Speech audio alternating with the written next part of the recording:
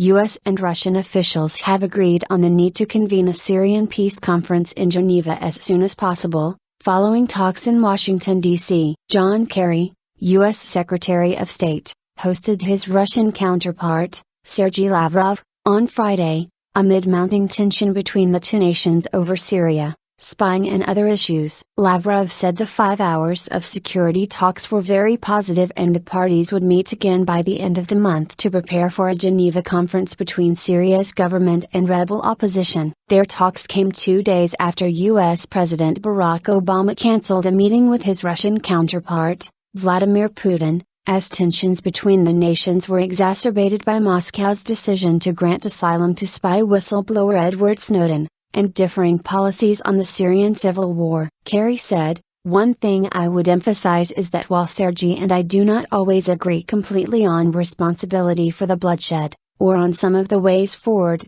both of us in our countries agree that to avoid institutional collapse and descent into chaos the ultimate answer is a negotiated political solution." Lavrov echoed Kerry in stressing the need to get Syria's government and opposition talking in Geneva, at a conference they referred to as Geneva 2 inches, after the first planned conference collapsed. Lavrov said that he believed the Snowden case should not affect mainstream U.S.-Russia relations. "Edward Snowden did not overshadow our discussions," he said. Before his meeting, Kerry said, "This meeting remains important above and beyond the collisions and the moments of disagreement. We will discuss these differences today, for certain, but this meeting remains important above and beyond the collisions and the moments of disagreement. Both of us and our countries agree that to avoid institutional collapse and descent into chaos, the ultimate answer is a negotiated political solution," he said, in reference to Syria. Chuck Hagel, U.S. Defense Secretary,